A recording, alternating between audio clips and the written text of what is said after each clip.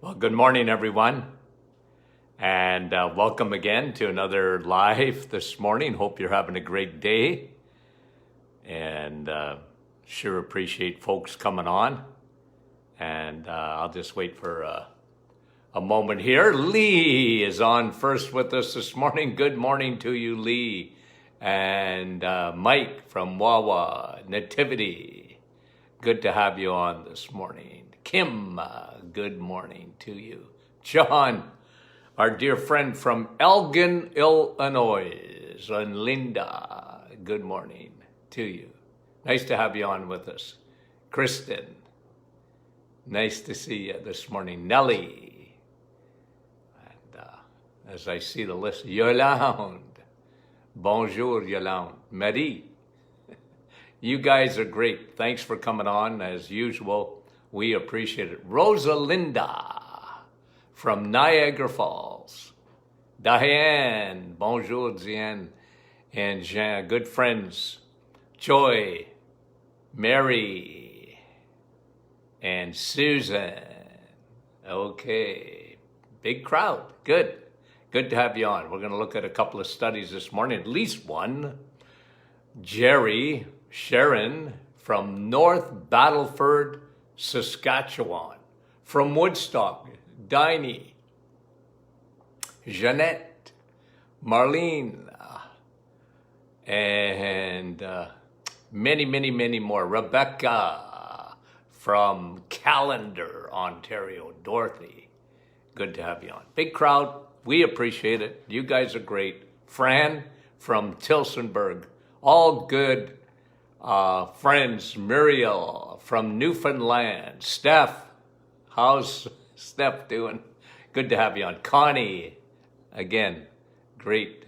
Nikita from Corner Brook, Newfoundland. Love Newfoundland, okay? The Bennetts, Jeremy, Troy, good friends with us. Sharon and Tammy. PEI, yes, Amanda. Hi, Amanda. Nice to have you on. Denise, you guys are great. I'll come on afterwards and say hi to the rest of you. Okay, let's go through this here, okay? This is an interesting heart and brain, baby, heart and brain, okay? What do I mean by that? Heart and brain, because there's a big connection with your heart and your brain. Heart and brain health, they go together. Let me read you the study. The cardiovascular risk and cognitive decline. Okay? Cardiovascular risk and cognitive decline. And let me explain this to you, okay? So, what affects your heart? Okay, so we've talked about this many times. So just remember what has been said over the years here on our Facebook group and into obviously as we look into our podcast when we've always talked about okay, what causes heart disease? Isn't it interesting? And in this study, they talk about, okay, the same things that cause heart disease are the same things that cause Alzheimer's. Now, if you've read the book, The Reset, the Metabolic Reset, it's exactly the point that I made. The connection between your heart, your brain, okay, your liver, your pancreas, they're all connected. And finally, science is agreeing with what we've been saying. Guys, this is really important, okay? So it's going to go over basics. It will go over basics again, but so important that you understand it. And what you do in your 30s, in your 40s, in your 50s, if you want to protect your brain, you need to make changes, especially in the diet. And well, this study did it, but it's something that we've been saying for a long time. So guess what, guys? Your brain hates sugar. It might be calling for it. You know, I know women that go buy Laura Secords and they want to do a swan dive. They need that sugar fix. Hormones. But guys, your brain doesn't do well with sugar. It just does not do well with sugar. Sugar destroys the brain, and more particular, it destroys the heart and the brain. The heart and the brain. So let me just go over what this study says, and I will break it down for you. I call it heart and brain, baby. Heart and brain. Okay? So when you have extra fat, okay, this is what they're saying. When you have extra fat on your body, especially in those internal organs, fat around your organs, guys, is an organ in itself. It's an endocrine organ, meaning it's releasing hormones on its own. Fat inside the body, and sometimes you will see it with belly fat, but this is part of what we call metabolic syndrome. So let's just go over that because that's really important, and when you'll see that it has everything to do with food. Cognitive decline. Remember what we've been saying. It's flabbergasting. Can I use that old word? Flabbergasting. That in North America, the number 3 killer in Canada and the United States, the number 3 killer, okay? Heart disease is still number 1.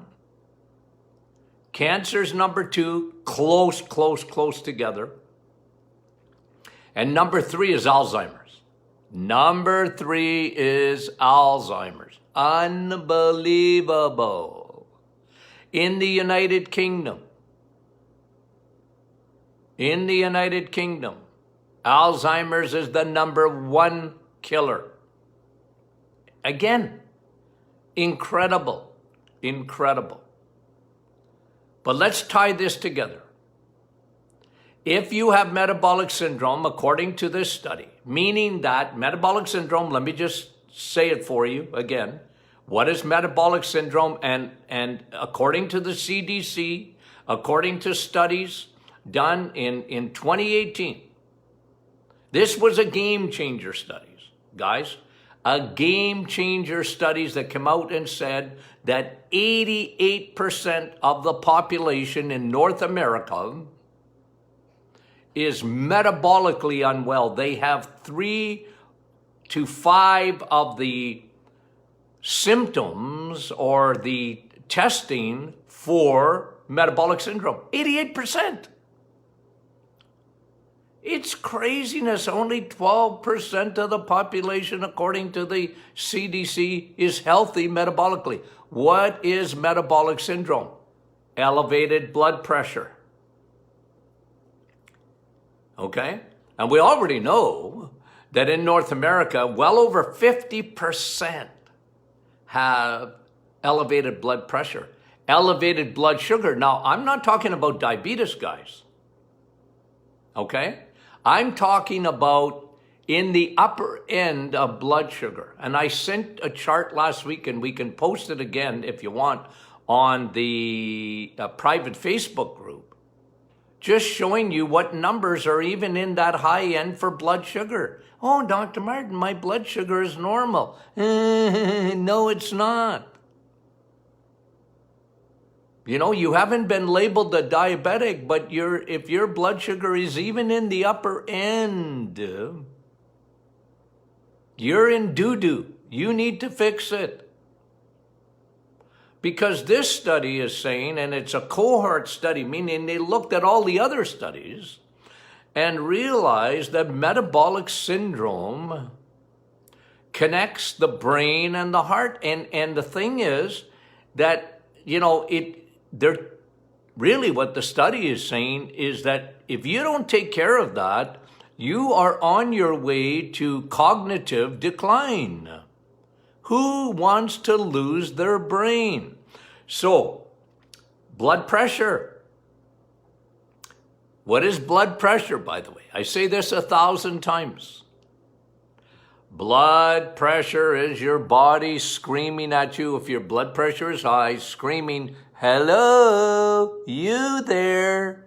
This is a symptom of insulin resistance because remember, metabolic syndrome is insulin resistance. Metabolic syndrome is insulin resistant. It's food, blood pressure, blood sugar. Again, can be within the normal ranges, but in the high normals, not good. Belly fat, visceral fat, fat that you can be skinny and have lots of fat in your liver and around your organs and you don't even know it. You don't even know it. You have to look at the other factors if you're skinny. What is your triglyceride? Okay, metabolic syndrome. Here we come back to it. These are actual tests that'll tell you if you have metabolic syndrome. Okay, blood pressure, blood sugar, triglycerides. I look at that every day. I look at numbers, triglycerides. And ladies, you better have lower triglycerides than your husband. Okay? I like it under 1 for women. 100, under 100 in the US of A. Men, about 125, and certainly no higher than 150 for a man. But triglycerides, remember, triglycerides are made in the liver. 3 fat balls made in the liver. Okay? 3 fat balls made in the liver. When the suitcase is full, it sends triglycerides into the bloodstream. Very dangerous if they're high. Especially because their partner is HDL. Okay? HDL. So, if your triglycerides are high, your HDL will be low. They go together. Teeter-totter. I've taught you that. Triglycerides come from food. They come from sugars, not fat. Not cholesterol. Dr. Martin, I don't know if I should have too many. How many eggs can I eat in a week? How about 100? It doesn't matter how many eggs you eat in a week. They're good for you. How many steaks can I have in a week? I don't care. 20? How much cheese can I have? I don't care about that either. It's just good for you. You got it? But triglycerides are made from crappy carbohydrates, sugars. And remember carbs. Carbs are just long chains of sugar. They're going to be sugar. Okay? So just understand that. And this study is saying if your triglycerides are high, your HDL will be low.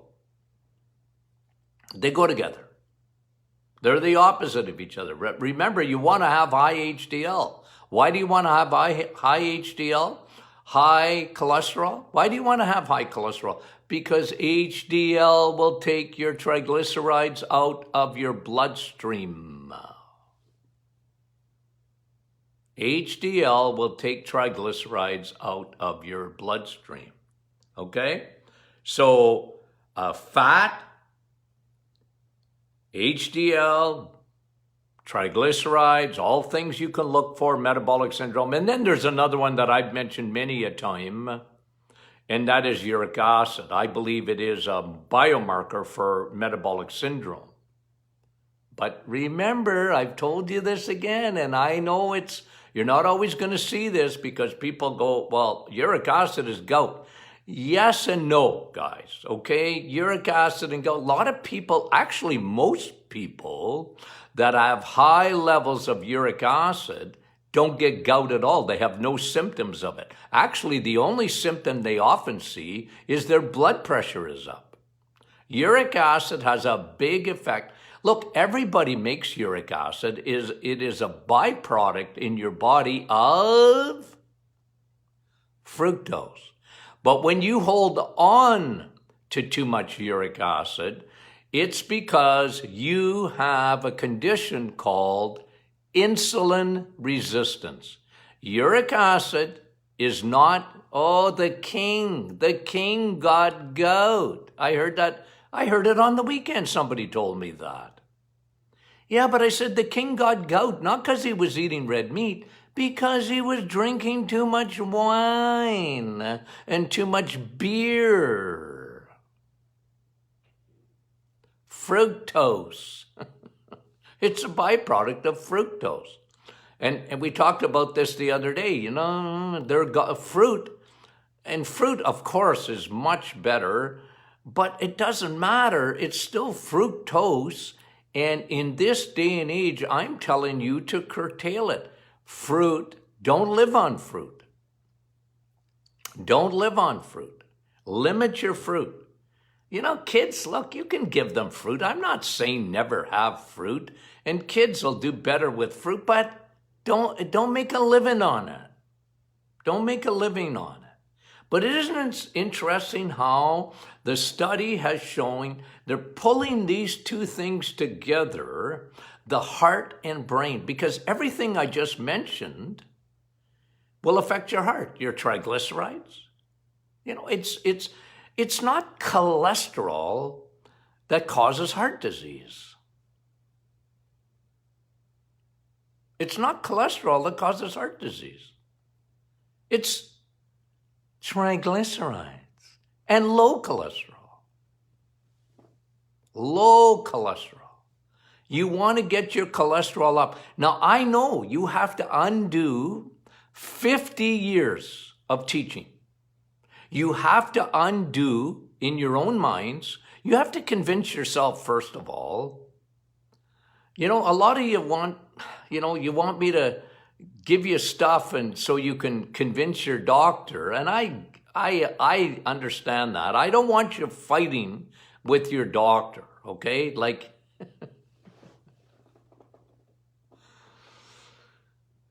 They're not keeping up with the reading. They don't take enough nutrition, doctors. And God love them, but I feel sorry for them. They're not trained. They're trained to hammer that cholesterol down. Hammer it down, hammer it down.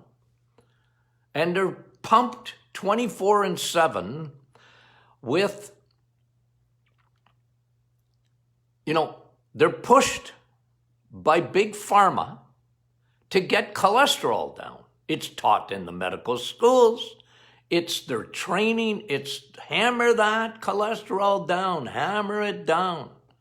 Total cholesterol, and let me see your LDL. And when do I ask you for your LDL?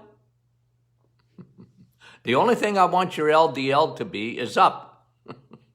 I want cholesterol to be up. You want to die young? Well, then get your cholesterol down.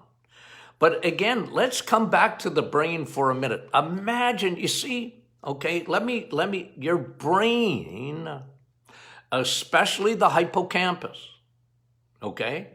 The hippocampus, the memory center of your brain, hates sugar. Hates it. It's not good for it. And your brain, look, if you eat sugar, it will take a beeline to your brain. Rapid. Brain is headquarters.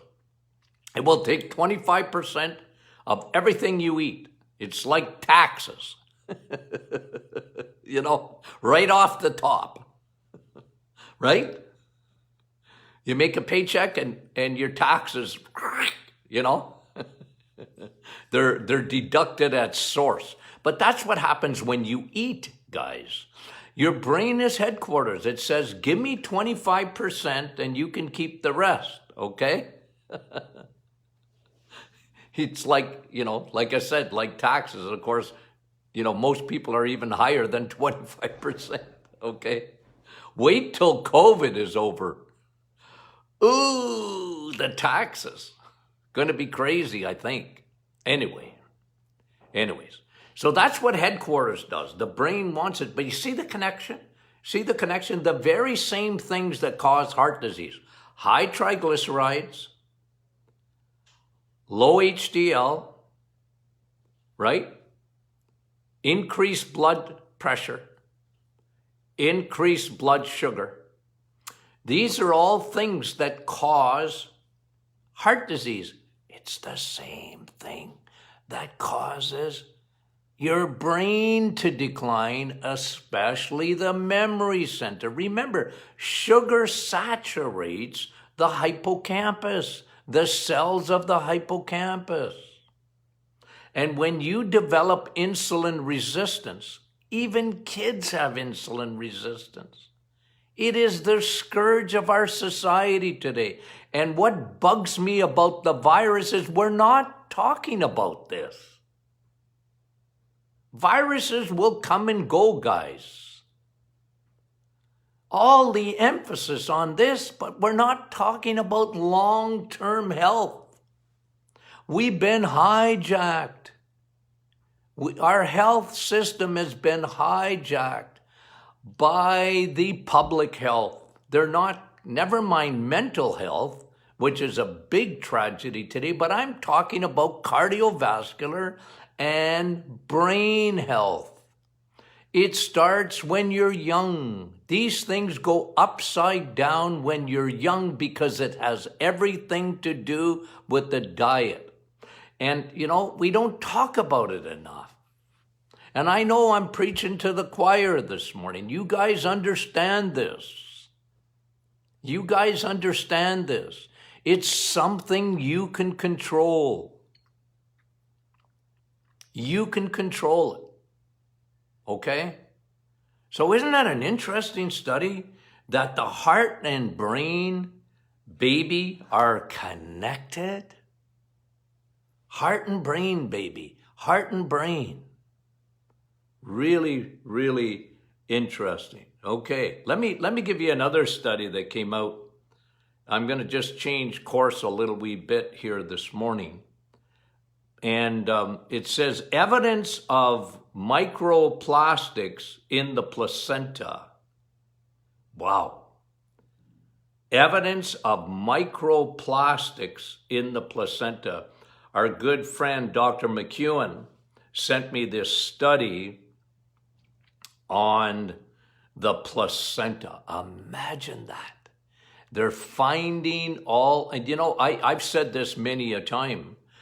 I don't know what planet you're, if you're heading off with Elon Musk to go live maybe on Mars or whatever, but oh boy, you can't avoid it. As a matter of fact, they're showing that these microplastics, these endocrine disruptors are already seen in the placenta. It's, you know what, guys? You know what? Let me just make a couple of points. One, you live on a planet. It's the way it is. They talk about climate change being the big factor in the planet. I say no. I say it is the environmental factors like plastics. We're not going to get away. I call it the DuPont disease. Okay? I've renamed it DuPont, the chemical company. Okay? And I know they're big. They're huge. And look, they did some good things, okay? So it's like the pharmaceutical industry, okay? We don't want to throw out the baby with the bathwater. I mean, if you need the greatest discovery in medicine was antibiotics, right? So you got to give the Louis Pasteur and guys like that. Look, they're scientists, wonderful, beautiful. But, and the pharmaceutical industry has, it does a lot of great things, including antibiotics that can save people's lives even today. And DuPont, the biggest chemical company in the world, it's done some great things, okay? Like over 100,000 new chemicals in our environment since World War II. 100,000 new ones. But there's a double-edged sword, right? Some conveniences, and they're in cosmetics, they're in paints, they're in plastics. The problem is they're forever chemicals. Like you can't get rid of them. You can't get rid of them. They get in the water. They get in the air. And I'm more concerned, guys, about that than I am about the climate. Okay? Now, let's not have an argument about that. I'm just telling you what I believe is a much bigger danger. Because what happens, okay, so think about this for a second here, that in the placenta, there's these microplastics. They just needed better testing to be able to see it, and better microscopes and this, and they analyze the placenta, and here's all these microplastics. What it does, I've said this in the past, that these are things that have an effect on baby's brain. I mentioned in the Metabolic Reset book that, when I was in practice in the 1970s, I can't say that I ever heard about autism until about 1978, when I heard about it for the first time. I didn't even know what it was, honestly. And then we see it so much today. What is it? 1 out of 39 kids or whatever, and it used to be 1 out of 10,000 and 1 out of 20,000, and it's down into, and cognitive problems with kids and their brains. So what do you do about that? See, that's the key. Is I want to tell you what to do. Mommy, you need to take, while you're pregnant, preferably before, you need to take probiotics, because probiotics actually help to take away dangerous xenoestrogens, okay? Because remember, those things look like estrogen, and estrogen is a growth hormone. Xenoestrogens, plastics, these things, your body thinks it's estrogen. And that's not good. It's not good. Your body knows how to make estrogen. You don't need any extra. Okay? You don't need any extra. So you wanna probiotics help to chelate, to get rid of stuff out of the, when you take a broad spectrum probiotic, that is so helpful to get rid of this garbage in you, mommy, and in the placenta. It's an absolute essential thing to do, okay?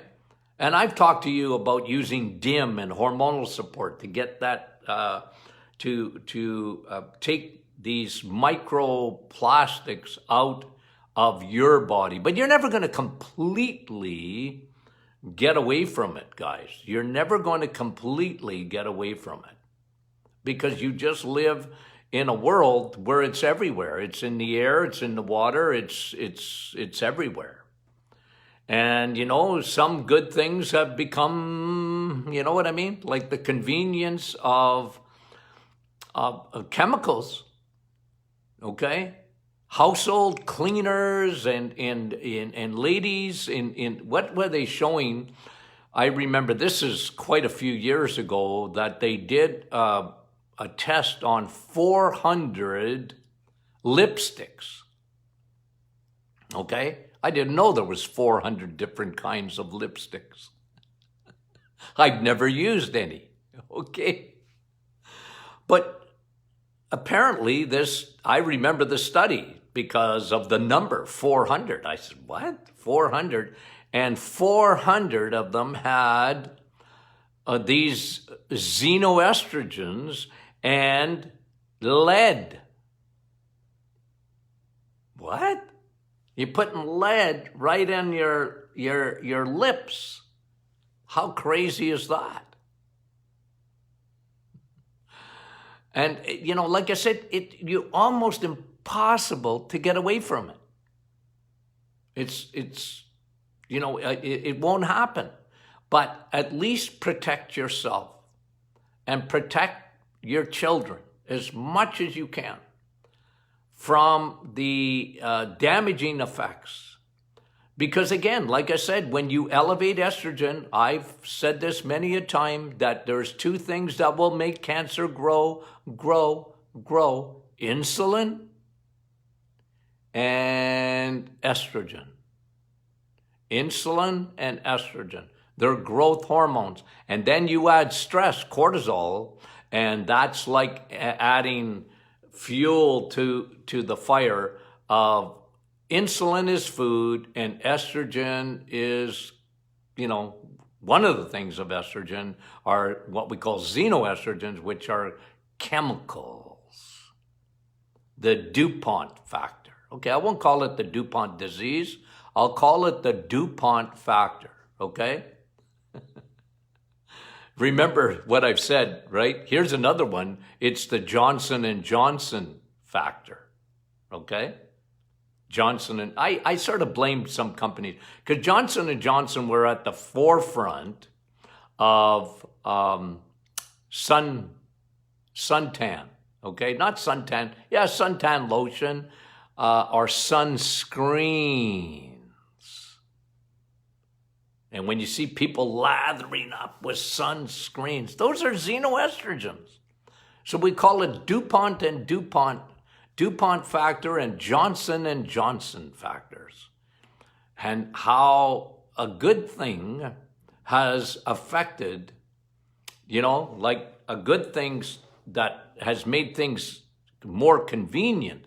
And you know where you get where you get a lot of these chemicals are? And guys, I'm just telling you to be careful because I see it all the time is that people have this idea. Remember, when they put the virus first,